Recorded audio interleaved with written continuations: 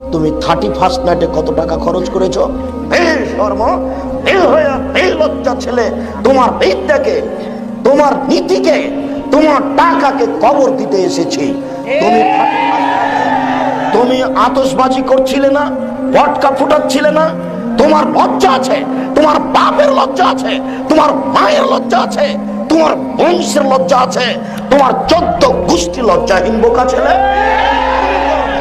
তোমাকে, তোমার মাকে, তোমার বাপকে, তোমার বংশকে যদি আমি অশিক্ষিত প্রমাণ করতে না পারি, জাতির সামনে বক্তব্য দিব না। তোমাকে বলে গেলাম, তুমি 30 রাত পালন করে, তুমি আতশবাজি করে, তুমি বোমা ফুটিয়ে তুমি বলতে চাও ওই মুসলমানের বাচ্চা, তোমার লজ্জা থাকা উচিত, তোমার শরম থাকা উচিত, তোমার হায়া থাকা উচিত, তোমার মানবতা থাকা উচিত। তুমি মুসলমানের বাচ্চা, তুমি এই কথা বলো কি করে যে আমি এই 31st নাইট পালন করি, আমি আতশবাজি করি, আমি পটকা ফুটাই, আমি আবার মুসলমান? লজ্জা হয় না তোমার? শরম হয় না তোমার? এটা মুসলিম এলাকা, আহলে হাদিস এলাকা। তুমি মনে করো তোমার নোংরা নীতিকে কবর দিতে এসেছি, তুমি মনে রেখো।